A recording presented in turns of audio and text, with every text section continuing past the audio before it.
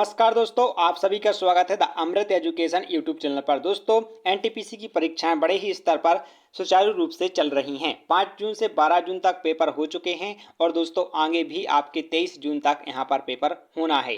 तो दोस्तों आपके लिए हम बहुत महत्वपूर्ण जानकारी लेकर आए हैं।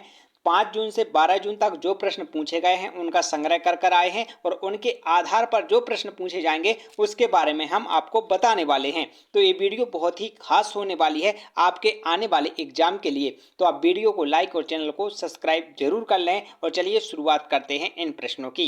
जैसे कि दोस्तों प्रश्न आपका पूछा गया था कि नीति आयोग, करंट अफेयर्स से लिया गया था, नीति आयोग के एसडीजी इंडिया इंडेक्स 2023-24 में कौन सा राज्य शीर्ष पर रहा? तो इसका करेक्ट आंसर है उत्तर प्रदेश रहा था। ठीक है, क्या है? उत्तर प्रदेश। ये करंट अफेयर्स से प्रश्न पूछे गए थे, तो करंट अफेयर्स से आप इंडेक्स जरूर देख लीजिएगा। अगला प्रश्न है आपका, डेजर्ट साइक्लोन सैन्य अभ्यास भारत और किस देश के बीच आयोजित किया गया था? तो जो ये सैन्य अभ्यास था तो यह संयुक्त अरब अमीरात, ठीक है, यूएई के मध्य और भारत के मध्य यह करा गया था सैन्य अभ्यास। ठीक है। भारतीय नौसेना दिवस 2024 की थीम क्या थी? देखिए थीम भी आती है, बहुत जरूरी है। थीम रेलवे की थीम आ जाए या G20 की थीम आ जाए तो आप बिल्कुल ये थीम के जो नाम हैं वो जो थीम थी वो आप बिल्कुल तैयार करके रखें। इसका करेक्ट आंसर हो जाएगा power and spread through innovation and intelligence cause. ठीक है, ये इसका करेक्ट आंसर हो जाएगा। थीम क्या थी? वो ये है। अगला प्रश्न है आपका, भारतीय संविधान का 105वां संशोधन किससे संबंधित है? तो यह संशोधन दोस्तों राज्य की अपनी ओबीसी सूची बनाने के अधिकार, ठीक है, अपनी ओबीसी सूची बनाने का अधिकार। ठीक है। अगला प्रश्न आपका आया था, भारतीय संविधान का अनुच्छेद 31A किससे संबंधित है? तो अनुच्छेद 31A किससे संबंधित है? संपत्ति के अधिकारों के अधिग्रहण से संबंधित कानून का संरक्षण। ठीक है। अगला प्रश्न आपका आया था, भारत में पर्यावरण संरक्षण अधिनियम किस वर्ष लागू किया गया था? तो इसका करेक्ट आंसर है 1986 में लागू किया गया था। दोस्तों साथ ही हम आपके लिए बताना चाहें, यदि आप ऐसे प्रश्नों का संग्रह चाहते हैं कि आज शिफ्ट तीनों के प्रश्न आपको एक जगह मिल जाएं, तो वो है हमारा टेलीग्राम चैनल, जिसका लिंक डिस्क्रिप्शन में है। आप वहां पर जाएंगे तो आपको वहां पर एनटीपीसी एग्जाम में जो प्रश्न आए हैं वो आपको वहां पर डाटा एनालिस्ट मिल जाएगा। ठीक है। अगला प्रश्न है आपका, आईपीएल में 15 अप्रैल 2025 तक विराट कोहली ने कौन सा मील का पत्थर हासिल किया? तो इसका करेक्ट आंसर है 1000 चौके और छक्के लगाए। ठीक है। सम्राट कनिष्क ने कौन सा धर्म अपनाया था? यह दोस्तों इतिहास से प्रश्न आया था, तो बौद्ध धर्म, ठीक है, महायान शाखा का बौद्ध धर्म अपनाया था।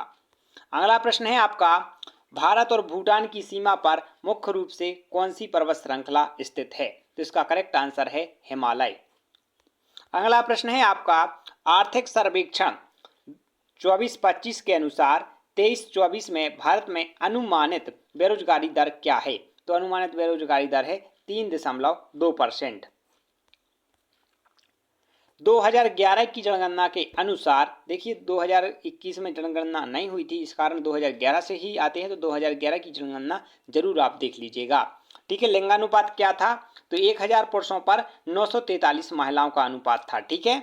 अगला प्रश्न है आपका, अशोक का कौन सा शिलालेख उसके व्यक्तिगत नाम अशोक का उल्लेख करता है? तो इसका दोस्तों करेक्ट आंसर है मास की शिलालेख। ठीक है। यह प्रश्न भी आया था, भारतीय संविधान की 8वीं अनुसूची में नेपाली भाषा को किस संवैधानिक संशोधन द्वारा जोड़ा गया? तो 71वां संविधान संशोधन 1992। दोस्तों आप वीडियो को लाइक और चैनल को सब्सक्राइब जरूर कीजिए ताकि हम आपको अच्छे से एनालिसिस दे सकें। और 5 जून से 12 जून तक का पूरा एनालिसिस वीडियो ये है। ठीक है। पूरे प्रश्न आपको देखने को मिलेंगे, तो आखिरी तक जरूर बने रहें। सीके नायडू ट्रॉफी किस खेल से संबंधित है? क्रिकेट से। देखिए जो ट्रॉफी हैं वो देख लीजिएगा, जो खिताब हैं वो देख लीजिएगा कि किस खेल से मतलब खेलों से यहाँ पर प्रश्न आपको जरूर देखने को मिलेंगे। हाल ही में आईसीसी हॉल ऑफ फेम में शामिल किए गए पूर्व भारतीय कप्तान कौन हैं? तो इसका करेक्ट आंसर है एमएस धोनी, जो 9 जून 2025 को शामिल किए गए। आयुष निवेश सारथी पोर्टल का उद्देश्य क्या है? परंपरागत चिकित्सा क्षेत्र में निवेश को बढ़ावा देना। ठीक है, आयुष निवेश सारथी पोर्टल का उद्देश्य यही है कि पारंपरिक चिकित्सा क्षेत्र में निवेश बढ़ाना। अगला प्रश्न है आपका, आर्टिफिशियल इंटेलिजेंस यानी एआई के जनक के रूप में किसे जाना जाता है? तो जॉन मैकार्थी के लिए जाना जाता है। ठीक है, एआई के जनक।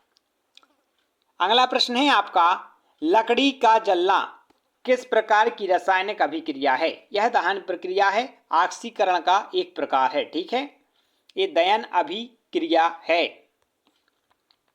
फुल फॉर्म पूछा गया था यहाँ पर आपको कंप्यूटर से, आपका जो FTP का पूर्ण रूप पूछा गया था, तो फाइल ट्रांसफर प्रोटोकॉल होता है। ठीक है, क्या होता है? फाइल ट्रांसफर प्रोटोकॉल, याद रख लीजिएगा। वर्तमान में इसरो के अध्यक्ष पूछे गए हैं, तो आप संगठनों के अध्यक्ष भी याद कर सकते हैं। तो इसरो के हैं S सोमनाथ। ठीक है, इसरो के कौन है? S सोमनाथ। भारत की पहली महिला IAS अधिकारी कौन थी? अन्ना राजम मल्होत्रा। ठीक है, अगला प्रश्न है आपका, जल जीवन मिशन का मुख्य उद्देश्य क्या है? तो 2024 तक। ठीक है, जो कि दोस्तों असफल रहा पूरी तरह से।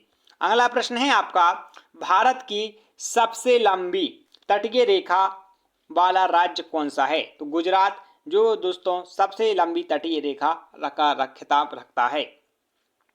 अगला प्रश्न है आपका, नीरज चोपड़ा किस खेल से संबंधित हैं? तो यह दोस्तों भाला फेंक दोस्तों खेल से संबंधित हैं। दोस्तों आपको कमेंट करके बताना है कि नीरज चोपड़ा ने भाला कितनी दूर फेंका था। ठीक है, कितने मीटर दूर फेंका था। भारत का पहला स्वदेशी विमान वाहक पोत कौन सा है? तो दोस्तों वह है INS विक्रांत। दोस्तों वीडियो को अभी तक लाइक नहीं किया तो लाइक करें। यदि दोस्तों आप रेलवे ग्रुप डी या NTPC एग्जाम की तैयारी कर रहे हैं तो दोस्तों आप टेस्ट जरूर लगाएं। टेस्ट द अमृत एजुकेशन, एक बार डिस्क्रिप्शन चेक जरूर करें, वहां पर आपको फुल जानकारी मिल जाएगी। किसी वांछित धातु की परत को विद्युत की मदद के लिए अन्य सामग्री पर जमा करने की प्रक्रिया क्या कहलाती है? दोस्तों यह कहलाती है इलेक्ट्रोप्लेटिंग। ठीक है, विद्युत लेपन कहलाती है। अगला प्रश्न है आपका, पी ब्लॉक आवर्त सारणी से प्रश्न आया था। पी ब्लॉक तत्वों की क्या विशेषता होती है? दोस्तों इसमें धातु, अधातु और अपधातु तीनों प्रकार के तत्व पाए जाते हैं। ऊर्जा का SI मात्रक क्या है? ऊर्जा का SI मात्रक है जूल। क्या है दोस्तों? जूल है SI मात्रक। अगला प्रश्न है आपका, मानव शरीर में सबसे बड़ी ग्रंथि कौन सी है? मानव शरीर की सबसे बड़ी ग्रंथि है यकृत यानी लीवर। अगला प्रश्न है आपका, विटामिन C का रासायनिक नाम क्या है? तो विटामिन C का रासायनिक नाम है एस्कॉर्बिक अम्ल एसिड। ठीक है, एस्कॉर्बिक एसिड। अगला प्रश्न है आपका, कौन सी गैस ग्रीन हाउस प्रभाव में सबसे अधिक योगदान देती है? तो कार्बन डाइऑक्साइड दोस्तों, जो कि ग्रीन हाउस प्रभाव का कारण है। अगला प्रश्न आया था आपका, ध्वनि किस माध्यम से सबसे तेज यात्रा करती है? तो ध्वनि है वह ठोस यानी सॉलिड। जैसे कि आपने देखा होगा कि आप जब वायु में होंगे, कान आपके वायु में होंगे तो ट्रेन की आवाज़ नहीं मिलेगी, जबकि आप पटरी पर लगाएंगे तो ट्रेन की आवाज़ जरूर मिलेगी, क्योंकि जो है ठोस मटेरियल से बनी होती है रेल की पटरी, जिससे आपको बहुत दूर चलती हुई ट्रेन भी आपको आवाज़ सुनाई देगी। पौधे में प्रकाश संश्लेषण की प्रक्रिया किस अंग में होती है? तो यह पत्तियों में होती है, पर्णहरित में। ठीक है, कंप्यूटर से प्रश्न आए थे आपके, MS वर्ड में नया दस्तावेज खोलने के लिए किस शॉर्टकट कुंजी का उपयोग किया जाता है?